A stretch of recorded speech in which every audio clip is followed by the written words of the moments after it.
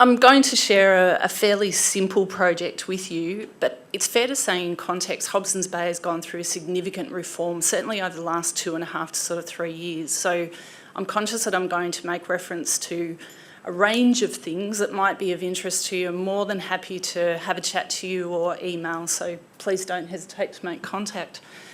I'm interested in how many people know Laverton. I'd be really interested to know how well you know it.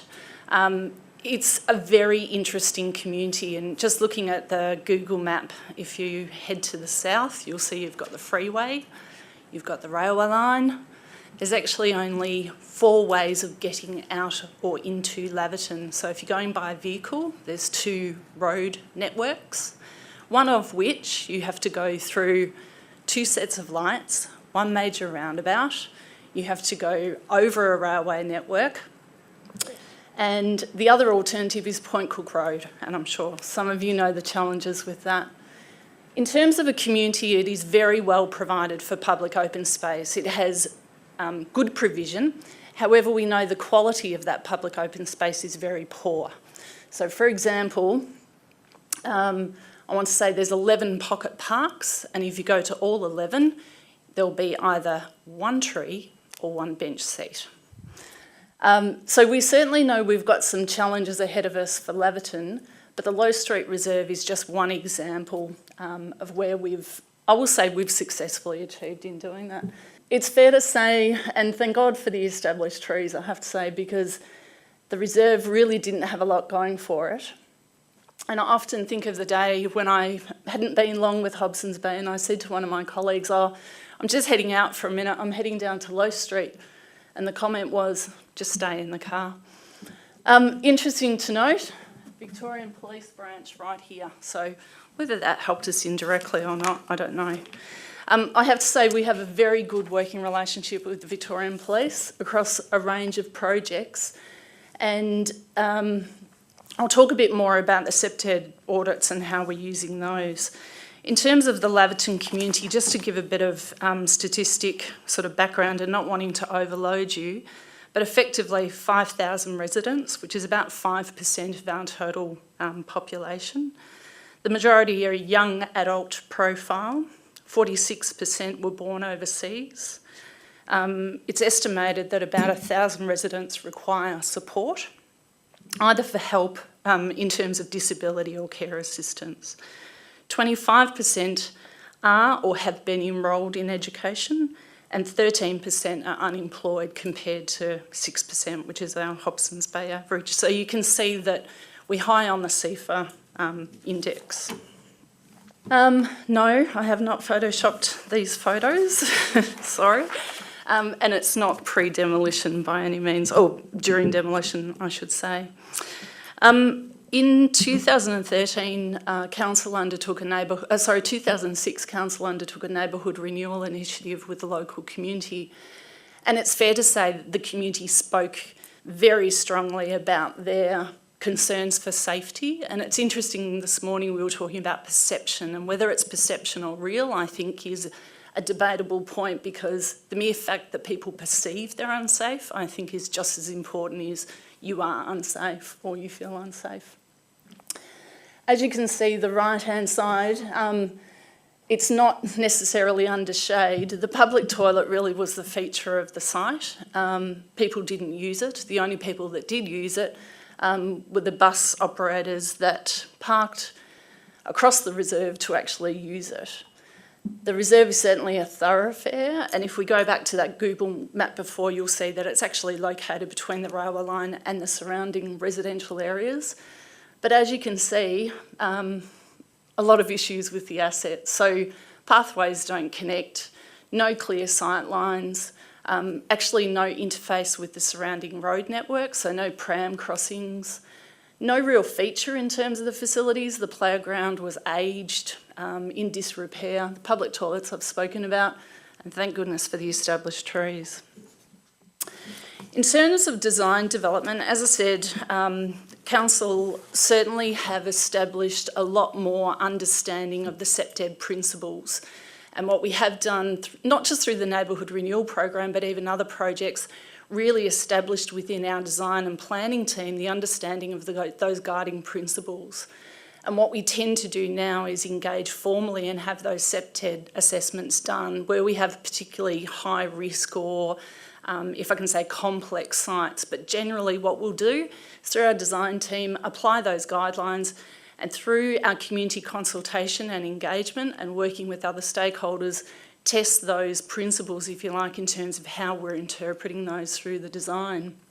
Based on our previous understanding through the neighbourhood renewal, we came up with the design objectives, as we've outlined here.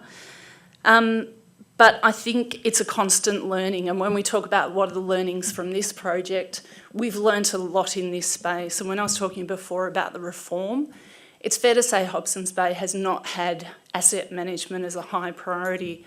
And what we've subsequently done is, on a case-by-case basis, responded to, so what sort of public toilet are we putting in, or what sort of bike hoops, or what sort of footpaths, or whatever it might be, rather than learning from previous examples and saying, well, why is it that we have such high maintenance requirements on our public toilets because they're being vandalised or trashed or whatever?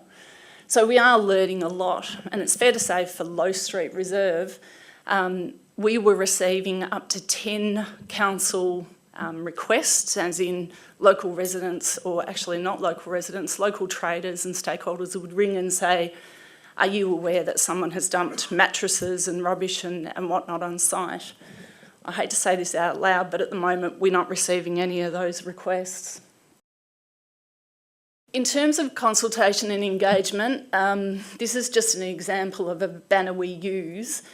We're tending to use these banners now to share the learnings from the consultation. So what we've done in the past for a project site, put up the project cyclone fencing and a small A4 sign that says this is what the project is. So the community have no idea what's going on and don't feel a part of it. And we're locking your space up, and we'll come back and tell you when it's available. What we tend to do with these banners now is have things like, you told us, and through the engagement and consultation where they've told us what they like or what they don't like, we actually use that messaging on the banners so that the community not only can see what they've said and see the realisation coming, but actually feel part of that process. We thought we knew what we needed for the project, and certainly in our community engagement and consultation, we're changing our methodologies all the time.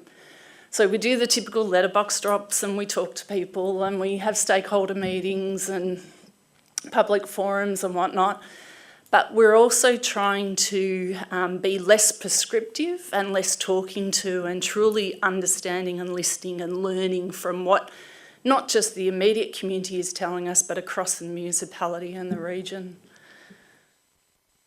I think Jessica mentioned know your people, and these two individuals coincidentally are the absolute community champions, and they're the people that have the networks that can often be the starting point in terms of who should I talk to about X, or what do you know about such and such.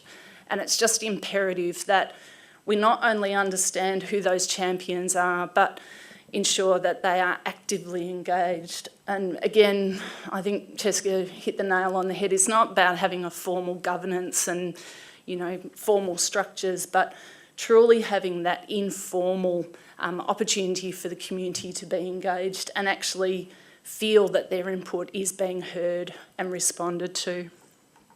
From a range of design perspectives, we certainly are changing our approach and learning a lot. And I was talking to a couple of people during the morning tea about lighting by way of, as an example.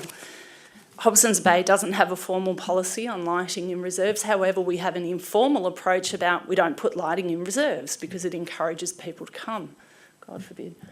But interestingly, we did include lighting at this location, and it's had a significant impact. But just the mere discussion, both internal and with stakeholders and the community, do we, don't we, what are we doing, what sort of toilet, etc. It's important to have those discussions. Just on the lighting one, I think the photos really do speak for themselves, but coming back to the issues with the site, people truly did not use it because they, as I said, either perception or actual, felt unsafe. There was no clear sight lines. It served no purpose from a functionality point of view, so people had no connection with the space in terms of even wanting to go there. But through the lighting, it's created that, obviously, ambience, but also the view lines, but also opened up a whole new opportunity in terms of events and activities, which is actually bringing people to the community, to the reserve.